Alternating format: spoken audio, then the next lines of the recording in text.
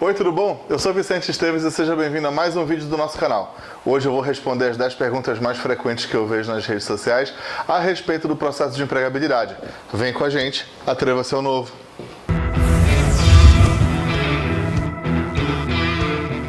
Nas minhas andanças pelas redes sociais eu me deparo com muitas perguntas que candidatos fazem ao Léo. Podem ser consideradas perguntas ou podem ser consideradas reclamações a respeito dos processos seletivos dos quais eles participam. Eu selecionei 10 das perguntas mais recorrentes para responder aqui com vocês e, quem sabe, trazer um pouco de iluminação para o processo, né? São 10 perguntinhas, estão aqui listadas e muito bem estruturadas. E a primeira delas é o seguinte: como requerer experiência de alguém que acabou de sair da universidade? Ok, vamos lá. Primeiro ponto: muita gente hoje nas universidades já trabalha. Principalmente aqueles profissionais que estudam à noite. 99% das faculdades que eu conheço oferecem cursos à noite justamente para a população que trabalha durante o dia. Logo, eu posso não requerer uma experiência específica na área de estudo daquela pessoa, mas efetivamente essa pessoa precisa ter alguma experiência profissional. E aí existem competências que são comuns a qualquer posição, né? Então, comunicação interpessoal, resolução de conflitos, que independente da área de atuação da pessoa, se ela já trabalhou antes, ela tem como trazer experiências e comentários das suas vivências anteriores. Se a pessoa nunca trabalhou na vida, se ela saiu do ensino médio, foi direto para a faculdade, existem N meios de adquirir experiência profissional / acadêmica e que vão ajudar essa pessoa no processo seletivo. Participar da União dos Estudantes, participar de empresa júnior, participar de projetos de inclusão social ou outros mecanismos, núcleos de pesquisa e desenvolvimento, atuar como monitor de determinadas disciplinas. A faculdade é um campo extremamente fértil para quem gosta de se desenvolver. Existem N projetos e programas que os coordenadores podem ajudar o candidato a encontrar. As faculdades que têm um núcleo de empregabilidade, muito provavelmente têm um mapeamento de todos esses projetos que os seus alunos podem participar e assim começar a adquirir algum tipo de experiência, alguma vivência que possa ajudar no processo de encontrar um novo emprego antes de se formar ou logo depois de ter saído da academia. Então, estar na faculdade não é um processo que te impede de ter a oportunidade de desenvolver competências. É justamente o lugar onde você pode começar essa jornada e de uma maneira muito interessante. Segunda experiência foi... Segunda pergunta: como adquirir experiência sem receber uma oportunidade? Tudo que eu acabei de usar como exemplo na resposta anterior, principalmente sobre os projetos da universidade, podem ser aplicados para esse programa, para essa pergunta aqui. Então, me envolver em núcleos de pesquisa e desenvolvimento, me tornar monitor de determinada disciplina que eu gosto muito, participar das jornadas acadêmicas, ajudar na promoção de eventos e congressos dentro da universidade, são atividades que vão me permitir adquirir experiência dentro da universidade, mas que também são válidas para o mercado de trabalho. Imagina se eu, acadêmico de determinada faculdade, de determinado curso, vou lá e ajudo, me envolvo na comissão organizadora do primeiro congresso de formação profissional tal. Eu vou precisar conseguir patrocínio. Para conseguir patrocínio, eu preciso utilizar as minhas habilidades de negociação. Lá na frente, quando eu for me candidatar a uma vaga de compras, por exemplo, ou uma vaga de vendas, eu já vou ter tido a oportunidade de exercitar a minha habilidade de negociação, a minha competência de negociação, e eu vou ter exemplos produtivos e reais para compartilhar com os meus selecionadores. Então, estar na faculdade é uma abertura de portas, ela não fecha portas para você. Enxergue dentro da sua universidade, dentro da sua faculdade, oportunidades para se desenvolver.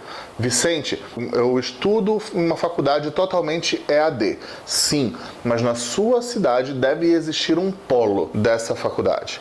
onde você vai realizar as suas provas, etc. Vá nesse polo, identifique essas oportunidades que você tem condições de se desenvolver mais do que na parte acadêmica, mas também na parte profissional dentro da universidade, dentro da academia. Beleza? Terceira, essa é interessante, essa é legal. Como condenar um candidato sem recursos por estar inadimplente na praça? Pessoas que são reprovadas porque estão com o nome sujo do SPC. A gente chama o Ciro Gomes,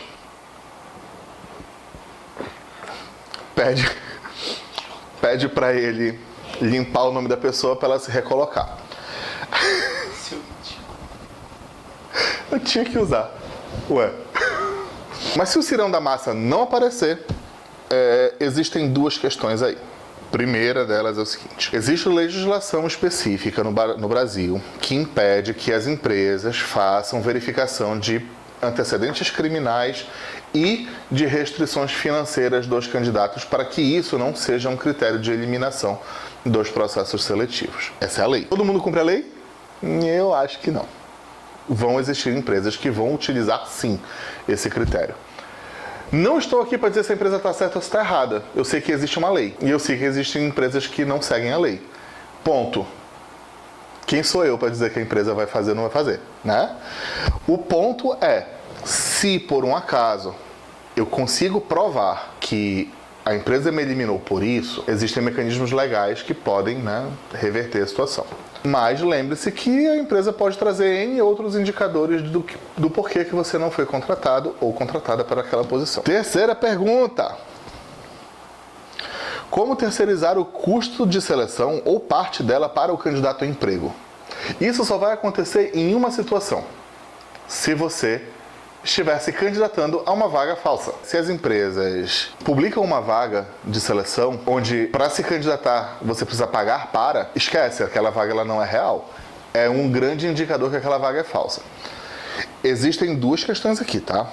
Eu estou falando de que para se candidatar à vaga você precisa pagar uma taxa. Para participar do processo, você precisa pagar uma taxa.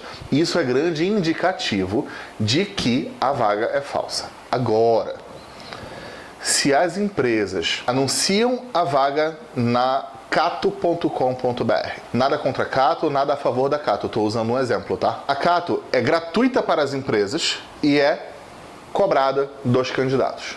Ou seja, para você se candidatar a uma vaga anunciada na Cato, você precisa pagar a mensalidade da Cato. Isso não quer dizer que você está pagando para participar do processo. Não, são coisas diferentes. Você está pagando para ter acesso ao portal da Cato. E aí, se Deus quiser, vão anunciar uma vaga que tem a tua cara, você vai lá, se candidata e pronto, beleza. Isso não quer dizer que você pagou para se candidatar. São processos diferentes. Agora, se o selecionador entra em contato com você e diz: oi, tudo bom? Tem uma vaga aqui que ela é a tua cara. Só que para você participar desse processo seletivo, você precisa pagar R$300. É fake. Corre. Fujam para as montanhas. Não é uma vaga que você deve investir tempo, energia, muito menos dinheiro, porque a vaga é falsa. Tá? Quarta pergunta eu ouço desde que o mundo é mundo e desde que eu me entendo por gente. Para que pedir fluência em inglês se aquela vaga o cidadão vai usar uma vez na vida, outra na morte? Porque o mundo é globalizado. Porque há 15 anos eu digo para as pessoas: estudem inglês. Um dia isso vai deixar de ser diferencial e vai passar a ser primordial. E as pessoas não estudaram e agora elas estão sofrendo as consequências disso. O mundo ele é globalizado. Você pode não usar todo dia, mas eventualmente você vai precisar utilizar. E se a empresa está pedindo alguém que fale, é porque lá dentro não tem quem fale. Ou seja, ela precisa de alguém para suprir essa sua necessidade original. Não reclama que a empresa está pedindo inglês. Vai lá e estuda inglês. Porque se não for naquela empresa, vai ser em outra. E outra, vai estudar espanhol junto. Falar um idioma é obrigatório, não é mais diferencial, já é obrigatório. Diferencial é se você fala dois. Então, se você quer ter um diferencial no mercado de trabalho, eu sugiro fortemente que você comece a estudar já o segundo idioma. E eu não estou levando em consideração o português porque o português é base, tá? Mas inglês é primordial nas empresas, o mundo é globalizado, você vai eventualmente precisar, então vai estudar. Não tem muito para onde você correr nesse sentido. É importante que você estude, que você se desenvolva. Até porque, quando a gente começa a falar em posições de gestão, principalmente em empresas multinacionais, esse é um requisito básico. Se você não falar inglês, você nunca vai ocupar uma posição de gestão. Hoje não tem mais essa opção, tá? Então, por favor, estude inglês. Tá bom? Estude inglês. Quinta pergunta. Por que olhar com maus olhos um compreensivo excesso de ansiedade em quem está sem trabalho há tempos? Eu entendo. Eu entendo, e eu vou dizer por que eu entendo. Porque eu já tive do outro lado, eu já fui candidato. Eu sei que quando a gente senta na frente do selecionador, bate uma zigue-zira na gente, que a gente passa, a gente não sabe o que a gente está respondendo, a gente não perde noção do tempo, se a gente está falando alto, se a gente está falando baixo demais. Tem uma coisa que bate e que a gente se perde ali no meio do caminho, no meio do processo. Esse nível de nervosismo, eu entendo. Agora, eu, nas minhas andanças como selecionador, já me deparei com candidatos, por exemplo, que estavam tão nervosos, que eles não conseguiram abrir a boca, literalmente, assim. Eu ofereci água, eu ofereci café, eu ofereci até um abraço, né, para ver se a pessoa se acalmava e tudo mais e tal. Mas a pessoa não conseguia dizer o próprio nome. E aí, imagina se eu contrato essa pessoa e do nada o diretor passa por essa pessoa no meio do caminho, faz uma pergunta para ela de uma informação que ela deveria ter, porque é a responsabilidade dela. Essa pessoa trava e não consegue falar e como é que essa pessoa vai conseguir executar o trabalho dela no dia a dia com tantas restrições comportamentais? Aí eu acho que é o caso da gente primeiro procurar um tratamento, identificar onde está a causa dessa ansiedade, por que esse bloqueio é gerado e etc, etc, antes da gente buscar um processo de recolocação. Porque nem sempre vai ser possível a gente entender todo o nível de nervosismo, porque no final das contas, no final do dia, a conta precisa fechar, a gente precisa produzir, a gente precisa vender. E todo mundo precisa ter o seu nível de comprometimento e de participação nesse processo. Se é uma pessoa que o nervosismo trava essa pessoa, dificilmente ela vai conseguir cumprir de maneira adequada os objetivos organizacionais. Então, a gente está falando aí de casos de nervosismo patológico, de ansiedade patológica. Eu não sou psicólogo, não é a minha área de atuação. Então, coleguinhas da psicologia devem ser buscados por esses profissionais que têm essas limitações, tá bom? Mas um nervosismo aqui e ali a gente até entende. O que a gente não consegue levar para frente é um candidato que não consegue desenvolver. Já tive candidato, por exemplo, que chorou do começo ao fim da entrevista e não conseguia responder nenhuma das minhas perguntas. E aí eu não consigo avançar com um candidato como esse, gente, desculpa.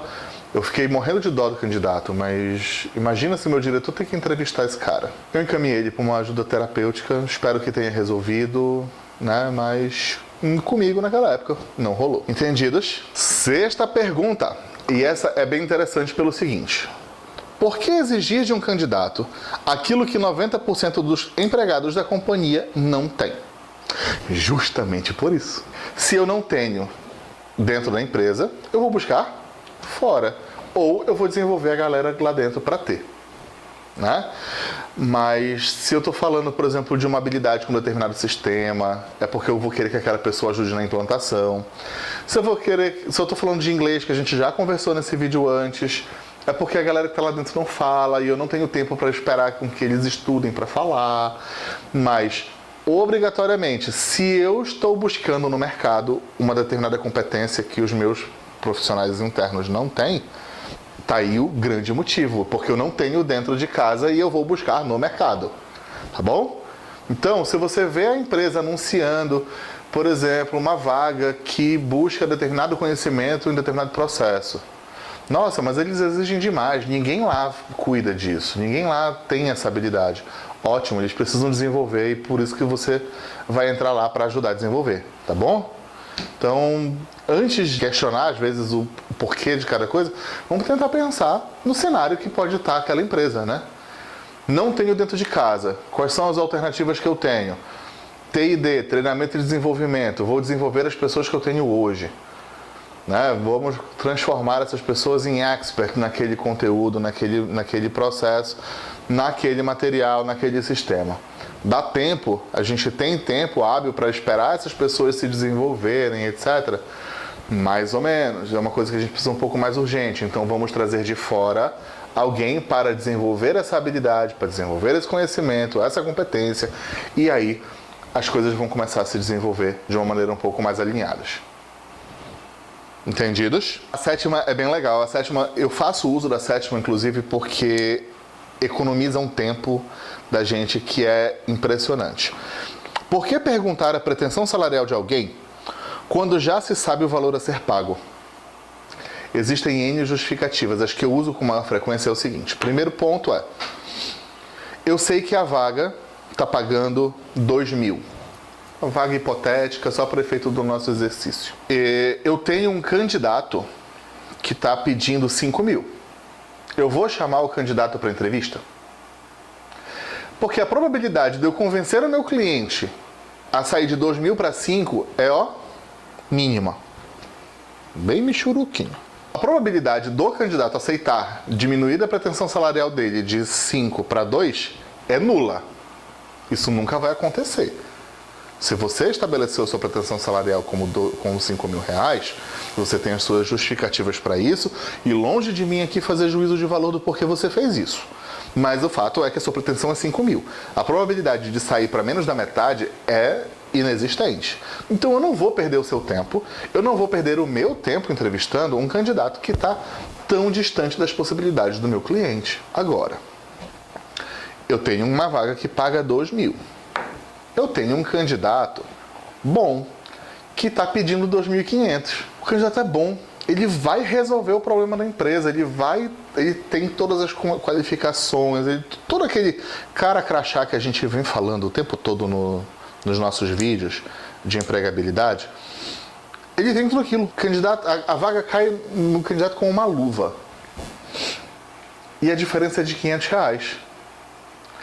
Não é muito mais fácil eu, como selecionador, virar para o meu cliente, ei, tem alguma flexibilidade nisso? Dá para a gente aumentar aí alguma coisinha e tudo mais e tal? Vicente, dá para a gente chegar a 2.500. Opa, mais longe já teve. Chegar com um candidato e dizer, olha, né, existe alguma flexibilidade e tudo mais e tal? Vicente, dá para chegar a 2.200. Todo mundo ganhou. Eu fechei a minha vaga. O candidato estava buscando a recolocação, fechou, conseguiu a recolocação, e a empresa vai ter um profissional competente na frente. Só porque eu tive a habilidade de perguntar qual era a pretensão salarial antes e fazer essa negociação, muitas vezes sem as pessoas saberem. Tem casos que eu preciso dizer para o cliente, olha, esse candidato aqui é muito bom, mas ele está pedindo 500 reais a mais do que vocês podem pagar. Vocês estão dispostos a negociar? Ou dizer para o candidato, olha, o cliente gostou muito de você, tá aqui, a vaga tem todas as chances de ser sua, mas eles estão pagando 500 reais a menos do que você pede, ou você estaria disposto a negociar? Muitas vezes a negociação ela acontece assim, de uma maneira um pouco mais fluida, sem ser abertamente uma negociação. Outras vezes ela acontece na boca aberta mesmo, olha, não posso chegar neste valor, meu limite tanto, a gente consegue conversar, né? Mas a gente otimiza porque eu acabo não chamando para o processo pessoas que eu sei que não vão ter aquela possibilidade. Eu tive vagas, por exemplo, de gerente aqui na consultoria, que era uma empresa nacional, não pagava tão alto quanto as empresas multinacionais pagam normalmente, mas tinha uma candidata assim fantástica, que ela estava pedindo o dobro da expectativa que a empresa tinha de pagar de salário. Adiantava chamar essa candidata? E aí um belo dia eu encontrei com essa candidata em um evento e ela me questionou. Vicente, eu mandei para você o meu currículo uma vez para uma vaga, eu tenho total certeza que eu tinha aderência à vaga e tudo mais e tal. Queria entender o que foi que aconteceu, né? E aí eu respondi para ela, olha, Antônia, né, um nome fictício. Então, Antônia, veja, sua pretensão salarial era, usando números fictícios também, 20 mil reais. A empresa estava disposta a pagar 10. Ela, poxa, pois é, mas 10 mil reais é um pouco pesado, não dava para chegar. Pois é, eu sabia que essa seria a sua reação, porque a gente está falando da metade da tua expectativa, né? Por isso, Antônia, eu não chamei você para o processo. Ah, não, então tá entendido. Né? Então, senhores, a gente precisa ter, né, pensar um pouco no background, pensar um pouco nos bastidores do processo, para entender que esse tipo de coisa é a coisa mais normal do mundo. A gente quer otimizar o tempo. Não só o nosso, dos profissionais da seleção, do gestor da área, mas também do candidato. Muitas vezes o candidato não tem nem o valor da passagem do ônibus. E esse é um item que a gente sabe que ele não vai passar, né? E aí acaba que ele não é chamado para o processo por uma questão que a gente já sabe que ia acontecer. 8ª pergunta. Por que se dá tanto valor à fluência em outros idiomas quando nem a língua materna é corretamente aplicada? A gente já conversou um pouco sobre a fluência no inglês aqui, né? E antes de qualquer coisa que eu vou falar daqui pra frente, eu tenho um pedido para fazer para você. Estude inglês. Estude inglês. Se você quer evoluir na sua carreira, se você quer buscar novos desafios, se você quer ter vivências diferenciadas em empresas multinacionais, com oportunidades inclusive no exterior, estuda inglês. É importante. Por favor, estuda. Tá? Tá. Mas eu não espero que o candidato fale inglês fluente. E aí eu, óbvio, estou aqui compartilhando com vocês a minha opinião, o que eu enxergo de normal num processo como esse. Eu não espero que o candidato fale o inglês fluente sem erro nenhum. Até porque eu conheço muito americano que fala inglês errado, eu conheço muito mexicano que fala espanhol errado. Então, eu preciso que as pessoas se façam entender. Até porque também tem gente que fala português errado. Eu preciso que você consiga se comunicar. Eu preciso que você tenha a capacidade de se fazer entender. Se isso foi alcançado, ótimo, lindo. Essa semana eu tive com uma candidata sentada bem aqui na minha frente. Uma candidata do processo de jornada de empregabilidade. Você já deve ter ouvido a gente falar sobre esse processo aqui. E ela falava, Vicente, eu estou há muitos anos sem praticar o meu inglês, eu nunca mais treinei e tudo mais e tal, eu nem coloco no meu currículo como inglês avançado. A pessoa fez intercâmbio.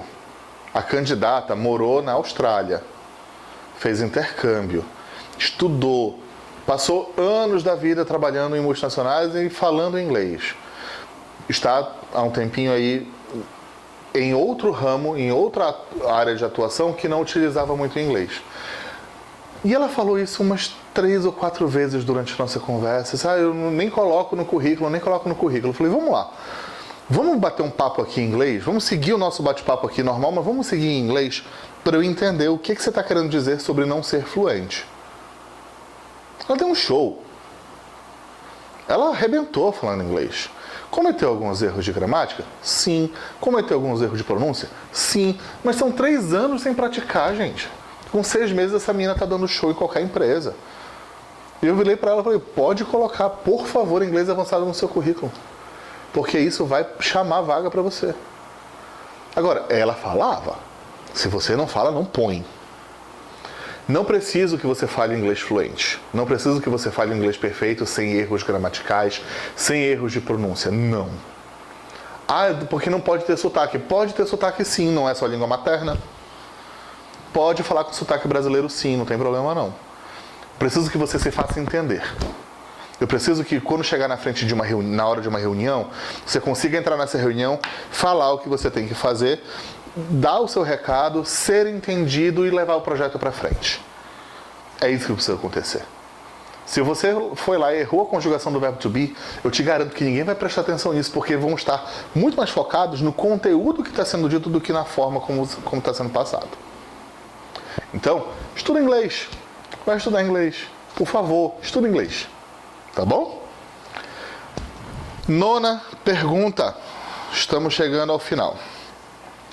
Para que realizar o processo seletivo quando já se sabe quem vai levar a vaga? Ok. Eu vou considerar essa frase uma verdade, pelo menos até ali os anos 2005, 2007. Porque de uns tempos para cá, os processos seletivos estão cada vez mais profissionalizados, tá? Quando se abre um processo seletivo, a gente abre porque a gente precisa realmente selecionar alguém de fora ou alguém de dentro, falando de processo seletivo interno. Mas a gente precisa realmente selecionar alguém, tá? E para que isso aconteça, tem todo um processo aí que a gente já vem discutindo há algum tempo. Quando a gente sabe de quem vai ser a vaga, a gente não abre mais o processo seletivo, a gente trata como uma promoção interna. Já falei aqui sobre calibração de performance, já falei aqui nesse canal sobre talent mapping ou mapeamento de talentos com a ferramenta do Ninebox. Tem os links por aqui em algum lugar. Não sei por onde ficam os links, gente. Eu nunca presto atenção de onde vão ficar. Então, olhem a tela toda. Vai ter link aqui em algum lugar ou então na descrição do vídeo. Mas falamos sobre esses dois processos aqui e pretendemos aprofundar as discussões sobre gerenciamento de carreira no futuro aqui no canal. Mas o ponto é, hoje em dia isso não é mais uma realidade. A não ser que alguma coisa muito brusca aconteça no dia a dia. Por exemplo, vamos supor o seguinte cenário. Fui lá, abrimos o processo externo, começamos a fazer toda a seleção. Alguém lá da empresa viu a seleção e chamou o gerente dela lá no canto e falou: ô chefe, eu vi que vocês estão selecionando profissionais assim, assim, assim. Assim estamos. Então, posso participar da seleção? Ué, mas né, isso nunca apareceu nas nossas conversas sobre carreira e tudo mais. Porque eu tô fazendo uma pós-graduação agora, e não sei o que e tal, gostei da vaga. E vai lá e se candidata, e a pessoa vai lá e é aprovada, gente. Coisas assim acontecem. Mas não quer dizer que o processo seletivo em si seja fake. Ele foi aberto, ele foi iniciado e por algum motivo o cenário interno mudou e trouxe novas possibilidades e fez com que a empresa contratasse, promovesse alguém internamente e por aí vai. O que não quer dizer, de novo, que o processo seja fake. Mas mudanças acontecem, né? A única constante na vida não é a mudança?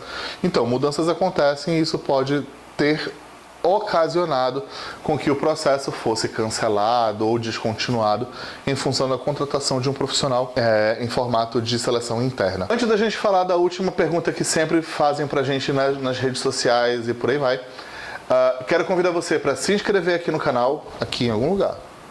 Tá aparecendo aqui? Se inscreva no canal, ative o sininho para receber toda terça e quinta a notificação dos novos vídeos. Toda quarta-feira nós temos artigo novo no Pulse. E toda quinta-feira temos live no Instagram. Todos os links estão aqui embaixo para você seguir a gente. Aqui, ó. Para você seguir a gente e acompanhar os nossos conteúdos. Vem com a gente e atreva-se ao novo. 10ª e última pergunta que sempre nos fazem nas redes sociais e que a gente está esclarecendo os mitos por trás delas aqui no vídeo de hoje com vocês.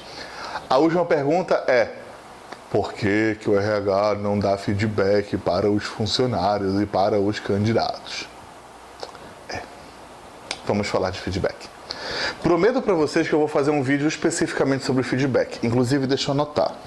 Fazer vídeo sobre feedback.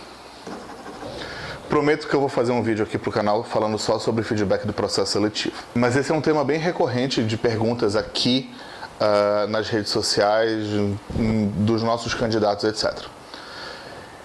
Eu só posso responder por mim, tá? É óbvio que eu vou tentar aqui fazer um sumário do mercado como um todo, mas no final das contas eu só posso responder por mim. Aqui na consultoria, 100% dos nossos candidatos recebem feedback. Candidatos que mandaram o currículo, mas que não serão chamados para entrevista presencial, automaticamente vão receber um e-mail. Depois que a gente faz a análise e tudo, já recebe um e-mail dizendo, ó, obrigado, mas não vai rolar dessa vez, tá? Candidatos que vieram para cá com a gente, mas não foram apresentados para o cliente, ou seja, não se tornaram candidatos finalistas. Esses candidatos vão receber um e-mail quando o processo for fechado. Ó, fechamos o processo e não foi com você, infelizmente. Candidatos que vieram aqui com a gente, o cliente conheceu, foram fazer entrevista lá, presencial, ou por Zoom, ou qualquer outra coisa, esses candidatos vão receber uma ligação nossa para informar quando o processo foi fechado e porque, com quem, se não foi com essa pessoa, né, dar algum tipo de retorno sobre o porquê. Quando a gente está falando de processo seletivo em consultoria, nem sempre o cliente informa para a gente o porquê daquele candidato não ter sido aprovado. A gente sempre acha que a gente faz alguma coisa errado. No final das contas, pode não ser. Pode ser que, durante o processo, o cliente achou alguém um pouco melhor que você. Não é que você não presta, que você não vale nada, que você não tem nada para contribuir. Tem. Mas o cliente encontrou outra pessoa que tinha uma maior aderência, que a conversa fluiu melhor, que as questões culturais vão se ajustar mais facilmente, que a pessoa já tem uma vivência maior, e etc, etc. E que, por isso, o cliente decidiu contratar aquele profissional e não você. E não necessariamente o cliente vai dizer para mim, que sou consultoria, Vicente, eu não contratei a Francisca porque ela fez isso de errado. Às vezes não tem isso. Então, a maioria dos nossos feedbacks tinha um candidato melhor preparado, com uma aderência mais forte do que você neste momento.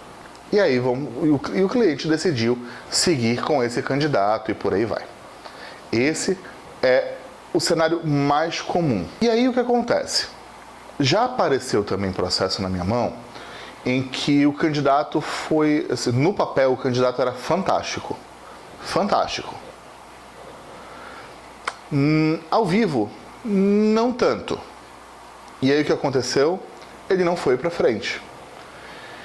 E como no papel ele é muito bom e ao vivo nem tanto, eu chamei esse candidato aqui e falei, tivemos questões A, B e C que não foram tão legais no seu processo. Então assim, ó, você tem isso aqui no papel e que você não consegue transferir isso para a tua conversa ao vivo. 6 meses depois eu tive a oportunidade de entrevistar o mesmo candidato novamente em um outro processo de um outro cliente que não tinha nada a ver com o anterior. Pensei, o cara é bom no papel, dei o feedback para ele, vamos conversar de novo, ver o que mudou. Nada. Foi a mesma coisa. Bom no papel, na hora de conversar e evidenciar as coisas do papel ao vivo, isso não aconteceu. Então, nem sempre receber o feedback vai te ajudar a melhorar em alguma questão. E não necessariamente o feedback que você vai receber vai ser alguma coisa que você fez de errado. Então, para que tanta sede pelo feedback, né? Eu costumo lidar com essa questão da seguinte forma. Obviamente, tem profissionais bons e não tão legais em qualquer área de atuação. E no RH isso não é diferente. Então tem selecionadores que são muito bons e que vão tratar o processo seletivo de uma maneira muito estruturada, que eu vou dizer para o candidato, olha, a gente pretende ter uma resposta em tanto tempo. Daqui a 2 semanas a gente tem novidades a respeito do processo. E aí, dali 2 semanas você não recebeu nenhuma notificação, você pode abordar o selecionador. Oi, tudo bom? A gente ficou de ter retorno em 2 semanas, já se passaram 3, ou nem fala dessa parte. Eu queria saber se você tem alguma novidade para compartilhar, alguma coisa que a gente possa contribuir mais, etc. Você pode abordar o selecionador. Mas muitas vezes o processo, o silêncio é a resposta, né? Então, ter a percepção, ter o radar interno de quando A gente sabe que o processo demora a fechar, porque nem tudo na vida acontece da noite para o dia, mas também saber quando que o silêncio é uma resposta. Então vamos supor, você mandou um e-mail para o selecionador, ele nunca te respondeu, ele pode não ser uma pessoa dada a feedbacks, ou o processo dele não permite, seja lá o que for. Mas você mandou um contato, você fez um contato com o selecionador, ele nunca te respondeu, você não vai ficar mandando um e-mail para o cara dia sim, dia não. Silêncio é resposta nesse caso, tá? E entender que nem sempre o feedback que você vai receber significa que é alguma coisa errada com você ou que você precisa mudar alguma coisa no seu processo. Tem muita gente, eu não lembro de cabeça o número atualizado, tem horas que é 12, tem horas que é 13, tem horas que são 14 milhões de desempregados no país. É muita gente e tem muita gente boa no processo.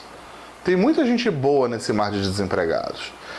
E que essas pessoas que são boas vão aos poucos se recolocando e vão concorrendo com você a processos.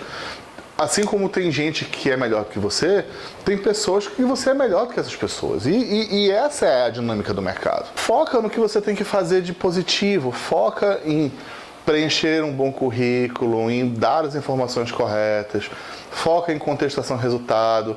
Dá uma olhada nos vídeos anteriores que a gente fez aqui sobre empregabilidade, tem muita coisa bacana que pode contribuir. Foca no que você pode fazer antes de precisar receber feedback. Porque se você fizer essa parte direito, o feedback vem. E o feedback vem positivo.